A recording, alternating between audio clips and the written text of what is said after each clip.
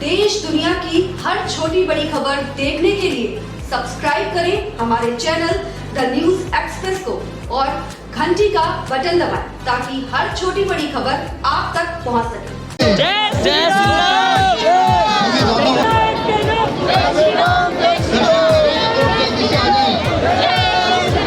Sudarshan news channel के संपादक सुरेश चणवाके के पुत्र युवा पत्रकार प्रदोष चणवाके के नेतृत्व में ऐतिहासिक रामराज युवा यात्रा का आयोजन किया गया।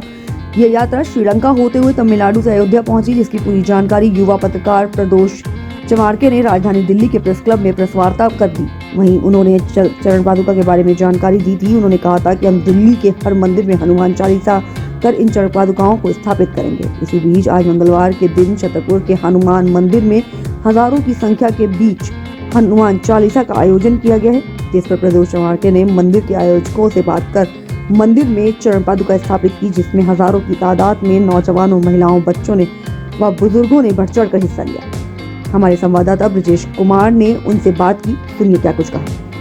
जहां एक तरफ आज की युवा पीढ़ी सोशल मीडिया में लीन है और कहीं ना कहीं वायरल होने के लिए कहीं ना कहीं स्टैंड कर रही है, वहीं दूसरी तरफ सुरेश चाणक्य जो आप जानते हैं सुदर्शन न्यूज चैनल के जो संपादक हैं, उनके सुपुत्र लगातार अभी आपने देखा होगा कि एक लंबी राम राज्य युवा यात्रा निकाली और कहीं ना कहीं ये यात्रा बहुत लंबे समय तक चली और हजारों की तादाद में लोगों ने इस यात्रा का समर्थन किया, युवा पीढ़ी ने समर्थन किया। और आज छतरपुर मंदिर में जो हनुमान जी की मूर्ति आप पीछे देख सकते हैं, भव्य मूर्ति है जिसको हर मंगलवार को भव्य मूर्ति को सजाया जाता है, जो यहाँ के आयोजक हैं और हजारों की तादाद में यहाँ पर युवा पीढ़ी से लेकर बच्चे से लेकर और वरिष्ठ लोग, महिलाएं यहाँ पर उपस्थित होती हैं और जय जय श्री राम के नारे लगते हैं। सर, किस तरीके से यात्रा के बाद आप लगातार हर मंदिर में जा रहे हैं और मंदिर में जाने का उद्देश्य क्या है? जो चरण पादुका है उसको आप मंदिर में पहुँचाने का किस तरीके से आप? जैसा कि आप भी उस प्रेस कॉन्फ्रेंस में जो यात्रा के बाद हमने करी थी उसमें आप शामिल थे, तो मैं बताना चाहूँगा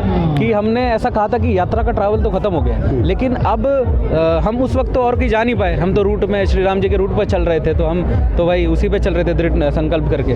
लेकिन अब जब यात्रा ख़त्म हो गई है, हमारे राम मंदिर, हमारे राम राज्य की नींव अयोध्या में रखी गई है, तो हमने कहा कि हम पादुका को चलन में रखेंगे। जहाँ पर भी जो हमारे संगठन है वो चाहते कि ये कार्यक्रम करे, तो मैं कहूँगा कि आप हमें संपर्क करिए और हम जैसे आज हमारे यात्रा के बाद जो पहला कार्यक्रम है वो भारतीय संस्कृति न्यास ने छतरपुर मंदिर में रखा था, उन सभी का मैं आज उन सभी आयोजकों का बहुत बहुत धन्यवाद करता हूँ। और यहाँ पर फिर हम आए, यहाँ पे कार्यक्रम हुआ और अब देखिए हज़ारों की संख्या में लोग दर्शन कर रहे हैं। तो लगा कैसा यहाँ पर आपको? मतलब लगा बहुत ही अद्भुत। एक तो मतलब ऐसे यूनिक तरीके की जो हनुमान चालीसा है वो मैं पहली बार देख रहा हूँ, तो ये ऐसी यूनिक चीज़ें हमें और करनी पड़ेगी अगर धर्म का प्रचार और तरीके से करना है। मूर्ति का जो दृश्य आपने देखा वो कैसा लगा? बहुत ही ज़बरदस्त, मतलब उसमें तो क्या ही कहने। हनुमान जी की मूर्ति तो मतलब जब भी देखते हैं तो हनुमान जी बल, भक्ति और शक्ति के प्रतीक है। तो एक प्रेरणा हम युवाओं को सबसे ज़्यादा लेनी चाहिए, सबसे ज़्यादा पूजा किसी की करनी चाहिए तो वो हनुमान जी की करना चाहिए, क्योंकि वो भी एक राम भक्त है और हम भी एक राम भक्त है। प्रदोष जी, लेकिन यात्रा के बारे में आपने बहुत जल्दी बता दिया, लेकिन यात्रा करना एक बहुत बड़ी बात है। यात्रा के बारे में सोचना एक बहुत बड़ी बात है, क्योंकि आज का जो युवा पीढ़ी है वो नहीं सोच रहा है, वो अलग ही दिशाओं में जा रहा है, वायरल होने के लिए सोशल मीडिया में अपडेट कर रहा है। लेकिन आपने इस यात्रा के बारे में सोचा, लेकिन यात्रा करते वक्त कितना संघर्ष आपको करना पड़ा? यात्रा जब शुरू हुई तो ऐसे ऐसे आपको क्षेत्र मिले होंगे, ऐसे ऐसे मंदिर मिले होंगे, क्योंकि आपने प्रेस कॉन्फ्रेंस में बताया था कि कई ऐसे मंदिर हैं कि जिनको लोग जानते नहीं हैं और जिनका कहीं ना कहीं अभी तैयारी नहीं हो रखी, लेकिन आप लोग हाँ मतलब हुआ क्या कि मतलब एक युवा होने के नाते जब यात्रा शुरू करी तो पहली बात तो दक्षिण में यात्रा होने देंगे नहीं होने देंगे, यही बहुत बड़ा डाउट था मेरे लिए। तो वो डाउट तो दूर हो गया। वहाँ के लोगों ने बहुत अप्रतिम प्रेम देकर हमारी यात्रा वहाँ से शुरुआत करी, खासकर तेलंगाना और वहाँ पर, खासकर तमिलनाडु में, मतलब जहाँ पर जिनका सीएम उनका बेटा कैसी फालतू बातें करते हैं, नीच बात करते हैं, सनातन को खत्म कर देंगे बात करते हैं। मैं कहता हूँ आज का वीडियो दिखाओ, उनकी औकात है तो वो खत्म करके दिखाए, मैं कहूँगा। तो फिर वहाँ से यात्रा शुरू हुई और यात्रा यहाँ फिर जब हम आगे बढ़ते गए तो जो दक्षिण में 2 मंदिर है जिनका हमारे कहने के बाद मैंने उनको बोल के गया था कि भाई ये मंदिर आप बना के रखो, हम जब वापस आएंगे तो वापस इसका रीडेवलपमेंट होना चाहिए। तो ये डेवलपमेंट हो गया। जिस दिन हमने हमारी प्रेस कॉन्फ्रेंस 30 तारीख को करी तो उस दिन ये 2 मंदिरों का काम अब तक शुरू हो चुका है, तीसरे का जल्द हमारे पास फ़ोन आने वाला है। ऐसे ही अब यात्रा आगे बढ़ रही थी और फिर अब जब यात्रा ख़त्म हो गई तो हमने एक कमेटी का घोषणा की है जिसमें राम वनगमन पथ का संरक्षण, संवर्धन, डेवलपमेंट बाकी के और जितना भी इंफ्रास्ट्रक्चर खड़ा करना होगा ये हम सरकार के साथ समन्वय बनाकर एक कमेटी बनाएंगे, जिसकी घोषणा हम तो प्रेस कॉन्फ्रेंस में ही कर चुके हैं, बट आगे की इंफॉर्मेशन हम प्रेस को युवा पीढ़ी को जोड़ने की आपने बात की थी, उसके लिए क्या तैयारी है आपकी? युवा पीढ़ी, आप देखिए जब मेरा शुरू का कार्यक्रम होते थे 42 दिनों में, मेरे को भी झूठ लग रहा है, 550 कार्यक्रम हमने करे और जो मेरी डेटा कलेक्शन की टीम है उन्होंने मुझे बताया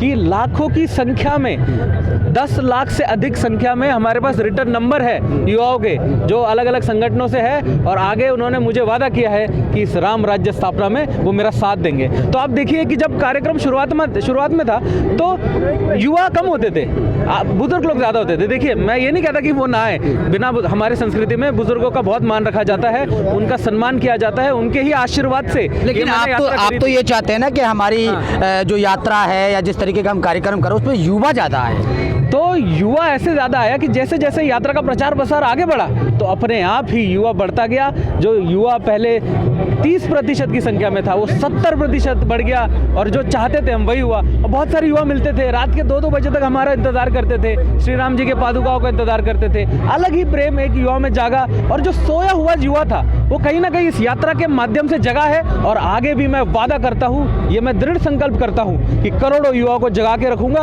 और राम राज्य ला कर रहूँगा। चलिए बहुत बहुत शुक्रिया आपका। और भी तमाम लोग हैं, क्या नाम है आपका? सत्य प्रकाश। क्या कहेंगे आज जिस तरीके से यहाँ पर हर मंगलवार को भव्य जिस तरीके से लोग इकट्ठे होते हैं, जय श्री राम के नारे लगते हैं, मंदिर को सजाया जाता है और आज प्रत्युष जी आए हैं, किस तरीके से कहें? मैं तो सुदर्शन न्यूज़ सुरेश चौहान जी और प्रत्युष जी का बहुत बहुत शुक्रगुजार हूँ, जिनके कारण कि रामचरण पादिका छतरपुर में हज़ारों लोगों को दर्शन करने को मिला। शायद हम लोग श्रीलंका न जा पाते हैं, न 12,500 किलोमीटर की यात्रा कर पाते, लेकिन इनका एक इतना उत्साह रहा, सहयोग रहा युवा होने के नाते। और उसके बाद से आप सोचिए कि हमारे घर ला कर लेकर आए चरण पादुका, जो राम राज की एक शुरुआत है और जो युवाओं में एक सांस्कृतिक राष्ट्रवाद की भावना पैदा हो रही है, उसका एक बीज है। क्या कहेंगे आप भाई साहब? सर बहुत खुशी हुई, जैसे मैंने मुझे जानकारी मिला कि कल हमारे यहाँ छतरपुर मंदिर में आ रहे हैं। यहाँ पे मैंने लोगों को घर घर जाके प्रचार किया, बड़ा खुशी से मतलब झूम उठे कि ये सौभाग्य की बात है। बहुत लंबी लाइन कतार थी, भाई साहब ने भी देखा, मैं इनके साथ अगवानी भी किया यहाँ पे। और बहुत मतलब एक राम भक्त को एक जुनून था कि एक तो राम मंदिर बना, दूसरा बात यहाँ पर चरण पादुका का दर्शन करके धन्य हो गए। फ़ोटो खींच करके ले जा रहे हैं वो लोगों को और लाइव के द्वारा और मीडिया के द्वारा लोगों को जागरूक और कर रहे हैं। मैं भाई साहब का धन्यवाद करना। जय श्री राम जी, मेरा नाम सूरज बजरंगी है, मैं बजरंग दल से हूँ। सूरज जी आप भी युवा हैं और कहीं ना कहीं सुरेश चौहान जी के बेटे हैं, वो भी युवा हैं, उन्होंने एक बड़ी यात्रा निकाली है, किस तरीके का समर्थन करते हैं? तो इतना उत्साह था, जैसे हमने सुना है तो हम लोग और दिन लेट आते थे, आज बहुत जल्दी आ गए। सबसे बड़ी बात है बंदा अपने उम्र से बड़ा नहीं होता, कर्मों से बड़ा होता, और भैया ने इतना बड़ा जो कार्य करा है हम सभी को सौभाग्यशाली बनाते। चरण पादुका जो हमने स्पर्श करने का मौका मिला, देखने का मौका मिला, सदियों बाद जो हम राम मंदिर देख लिया, चरण पादुका देख लिया, हम तो बहुत सौभाग्यशाली समझते हैं अपने आप को, जो इनकी वजह से भैया के हमारा जो हुआ है देखने का सपना पूरा हो गया। बहुत बहुत धन्यवाद पहले भैया को ले भी। क्या लगता है कि ऐसी यात्राओं से प्रेरणा मिलेगी आज के युवाओं को? इस यात्रा से प्रेरणा भी मिल रही है, जागरूक भी हो रहे हैं और युवा साथी सब एकत्रित हो रहे हैं। सबसे बड़ी बात है कि जो माध्यम बन रहा है धीरे धीरे लोगों को जागरूक करने का, ये बहुत बड़ा माध्यम था। आज जो सैकड़ों लोग आए थे यहाँ पे, जो भीड़ हुई थी वो जुड़ के गए आपस में, भैया को जान के गए हैं, भैया ने उन्हें जाना है, हम एकत्रित हुए हैं। आगे जाके भैया का जो फेस है दुनिया को दिखेगा कि इन्होंने हमें राम चरण पादुका का दर्शन करवाया था, और बहुत सौभाग्यशाली समझता हूँ मैं। तो फिर बोलूँगा अपने आप को इस चीज़ के लिए। कोई संदेश आपका? युवा पीढ़ी ज़्यादा से ज़्यादा जैसे अपने धर्म को समझे। सिंपल से एक बात है जी, गाय को रोटी के साथ खाने वाला और गाय को रोटी खिलाने वाला कभी भाई नहीं हो सकते जी। आप बताइए क्या कहेंगे जिस तरीके से? सर एक फोटो भी लेनी है। क्या कहेंगे भाई, बोलिए क्या कहेंगे आप आज के? पहले तो सबसे पहले बोलेंगे कि जय श्री राम। और जो हमारे भाई ने काम किया है वो भाई नहीं है, वो बजरंग बली जी हैं। जैसे बजरंग बली जी ने लंका में जाकर के संदेश दिया था सीता मैया का, वैसे ही ये चरण पादुका दे करके इन्होंने बजरंग बली जी का पूरा काम किया है। कहेंगे आप महिला शक्ति हैं इस कार्यक्रम? जो आज का यहाँ भव्य समारोह देखा और इतने उत्साह देखा सबके अंदर, मैं कहती हूँ राम राज्य स्थापित हो चुका है और हमने उनके कदम चिन्हों पे चलना है। और मैं राम भगवान की इतनी बड़ी भगत हूँ कि मैं एक लाइन में विश्वास करती हूँ, प्राण जाए पर वचन न जाए। क्या नाम है जय आपका? सिया राम। मेरा नाम दुष्यंत सिंह कहाँ से हैं? मैं आयनगर से हूँ, छतरपुर। क्या करेंगे ऐसे कार्यक्रम को लेकर जो और सुरेश चढ़क के बेटे ने जो सुपुत्र ने जो किया? आज जो चौहान साहब के लड़के ने, उनके लिए मतलब दिल से धन्यवाद जितना करूं वो कम है। राम मंदिर से राम राज की और ये जो चरण पादुका लेके चल रहे हैं, बहुत अद्भुत नज़ारा लेके आया। आज स्टार्टिंग यहाँ से किया है इन्होंने, अयोध्या से लाके आज छतरपुर हमारे प्रांगण में बाबा के। और कहीं ना कहीं हमें सनातन को मजबूत करने का बहुत बड़ा एक काम आएगा। अब काम शुरू करा है इन्होंने, और सबसे बड़ी है कि यूथ है, इनके एज अभी कम है और इनके साथ यूथ का विश्वास चलेगा, वो प्रेरणा मिलेगी। प्रेरणा मिलेगी। चलिए, शुक्रिया। तमाम लोगों से बातचीत की है और आपको और तमाम लोगों से मिलवा देते हैं जो लगातार इस मंदिर में हर मंगलवार को हज़ारों की तादाद में दीप जलाते हैं, हज़ारों की तादाद में कहीं ना कहीं इस मंदिर की तैयारी करते हैं। और इस मंदिर को जब आप देखेंगे ना, आएंगे ना, तो इसका दृश्य अलग ही होता है, क्योंकि जब हनुमान चालीसा पढ़ी जाती है और मंदिर की जो चित्रता है, जो मंदिर को हर तरीके से प्रोग्राम दिया जाता है, उसकी सर क्या कुछ कहेंगे, कैसी तैयारी होती है मंदिर की? तैयारी पिछले 1.5 साल से हम लोग कर रहे हैं। यहाँ पे 1100, कभी 3100, कभी 5100 भी मिट्टी के दिए लगाते हैं। दीपों और फूलों से रंगोली बनता है और लेजर शो के लाइट माध्यम से हनुमान चालीसा पाठ भी हो रहा है। और पहले हम लोगों ने 30-40 लोग शुरू किया था और आज 3000-4000 की संख्या में हनुमान भक्त लोग आ रहे हैं और एक भव्य तरह से हनुमान चालीसा पाठ हो रहा है। जब मंगलवार को तैयारी होती है तो जब तक हनुमान चालीसा का पाठ होता है, लोग दर्शन करने आते हैं, तो आपको कितनी खुशी मिलती है? और जो युवा पीढ़ी है और जो छोटे छोटे बच्चे यहाँ पर हनुमान चालीसा पढ़ते हैं, जय श्री राम के नारे लगाते हैं, कैसा लगता है और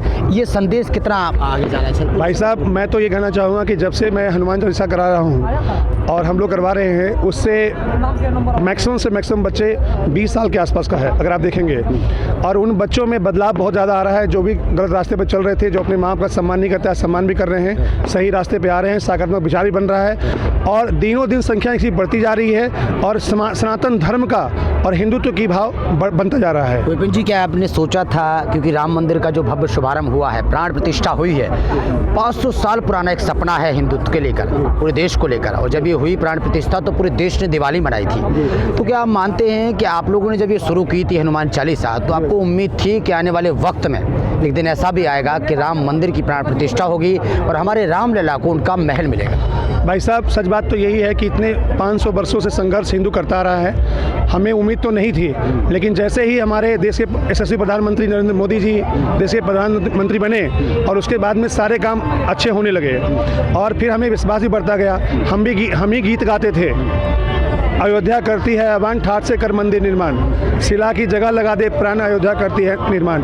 और साथ में हम लोगों ने कई गीत गाए हैं जब हम धन संग्रह करे थे तब, और आज अवधपुरी में फिर से मंदिर जय जय जय श्री राम भी गीत गाए हैं। तो अब तो बन के तैयार हो गया है और मैं खुद आज सुबह ही वहाँ से अयोध्या से आया हूँ। मैं सेवा में गया था 1 हफ्ते के लिए और मैं आज सुबह ही आया हूँ। मंदिर जैसा देखा भाई साहब मैंने, फोटो में उतना अच्छा नहीं है, लेकिन जब देखेंगे तो इतना बढ़िया विशाल, इतना बढ़िया उसकी नक्काशी है कि आंखों को क्या बताऊं, कैसे मैं उसका बता नहीं सकता आपको। महत्वपूर्ण सवाल, आगामी जब प्राण प्रतिष्ठा हो रही थी तो तमाम विपक्षी नेताओं ने यह कहा था कि राजनीतिक मुद्दा है और पार्टी जो है वो राजनीति बना रही है, इस मंदिर को मुद्दा बना रही है। आगामी लोकसभा चुनाव में आपको जानते हैं कि प्रधानमंत्री मोदी को हराने के लिए, बीजेपी को हराने के लिए पूरा विपक्ष एकजुट हो गया है। क्या मानते हैं, देश की जनता को क्या संदेश है कि 2024 में मोदी को आना चाहिए, और तो आना चाहिए तो क्यों आना चाहिए? भाई साहब, सनातन धर्म के लोग, अगर पूरे देश के लोग अब भी मोदी जी को वोट नहीं देंगे तो फिर स्वयं भगवान राम और कृष्ण आ जाए तब भी कुछ नहीं कर पाएंगे।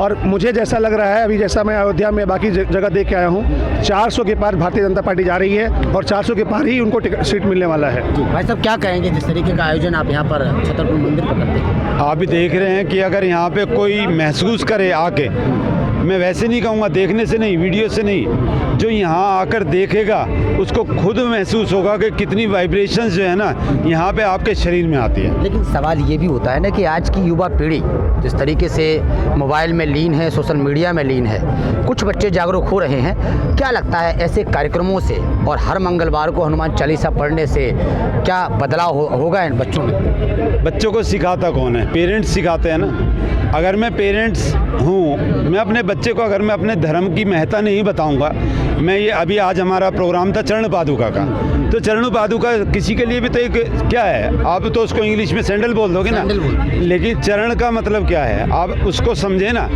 कि सीता माता के चरण, कि वो मतलब कह रहे हैं कि सीता माता के मैंने चरण ही देखे हैं, यानी अपनी माँ के चरण ही देखे हैं बस, ठीक है। भाई ने राज्य किया, ये सिर्फ सनातन धर्म है जिसके अंदर छोटा भाई पादुका रखकर, चरण पादुका की बात कर रहा हूँ, चरण पादुका को रखकर और राज कर सकता है, ये सिर्फ और किसी धर्म में पॉसिबल भी नहीं है। तो मेरे बच्चे को ये पता होना चाहिए कि मंदिर से उसको क्या मिलता है। मंदिर एक मूर्ति ही नहीं है, ये जो प्राण प्रतिष्ठा हो रही है, आपने देखा अभी हमारा जो राम मंदिर बना है, राम मंदिर में लोगों ने क्या कहा, मतलब जो बनाने वाला है वो खुद कह रहा है कि ये मूर्ति तो मैंने बनाई ही नहीं है, इतनी भव्य है कि वो बोल रही है मूर्ति एक दिन है। तो प्राण प्रतिष्ठा के अंदर प्रतिष्ठा जो है ना, प्राणों से अपने आप आ जाती है जब हम किसी भी चीज़ की पूजा करते हैं। कितनी संख्या में लोग यहाँ आते हैं? यहाँ पे अभी जैसे इतनी सर्दी है तो तकरीबन 2000-2500 आदमी होता है, बाकी यहाँ पर पूरा का पूरा तकरीबन कई बार हमने देखा है 5000 पार कर जाता है, सरप्लस ही होता है।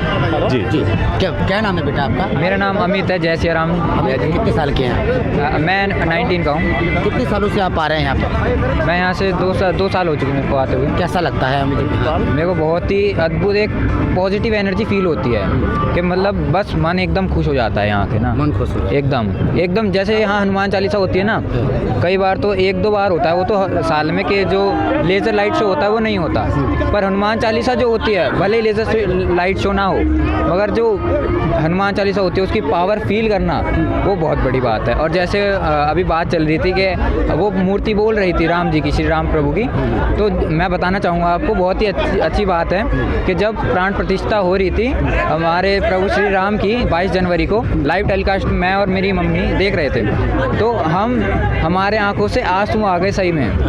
इतनी प्यारी इतनी सुंदर आंखें देखकर अचंभित हो गए एकदम मेरे तो रोंगटे खड़े हो जाते देख लो। खुशी बहुत हुई, ऐसा लगा उनमें स्वयं श्री राम पधार गए हैं, अयोध्या में आए हैं, सनातन था, हमेशा ही रहेगा। चलिए बहुत बहुत शुक्रिया। तो सुना आपने बच्चे ने किस तरीके की बात की है, और यहाँ पर जब भी ये कार्यक्रम होता है हर मंगलवार को हनुमान चालीसा पढ़ी जाती है और शाम को 5 बजे के बाद कार्यक्रम स्टार्ट हो जाता है। दियों से पूरे मंदिर को सजाया जाता है, लाइट ऑफ कर दी जाती है, और जब हनुमान चालीसा पढ़ी जाती है तो मंदिर जो मूर्ति है, मूर्ति की कला आप सामने तस्वीरों में देख रहे हो किस तरीके से चेंज होती रहती है। तो ये हर मंगलवार को कई सालों से करते आ रहे हैं, और उनका ये कहना है कि राम मंदिर की प्राण प्रतिष्ठा हुई है, हमें बहुत खुशी है। और जिस दिन प्राण प्रतिष्ठा हुई थी, प्रधानमंत्री नरेंद्र मोदी जी प्राण प्रतिष्ठा कर रहे थे, उस दिन हमने यहाँ पर एक भव्य कार्यक्रम किया था, और कहीं ना कहीं कुछ लोगों ने ये भी कहा कि अब तो राम राज्य की घोषणा हो जानी चाहिए। तमाम वीडियो पर द न्यूज़ एक्सप्रेस के लिए अमन कुमार की।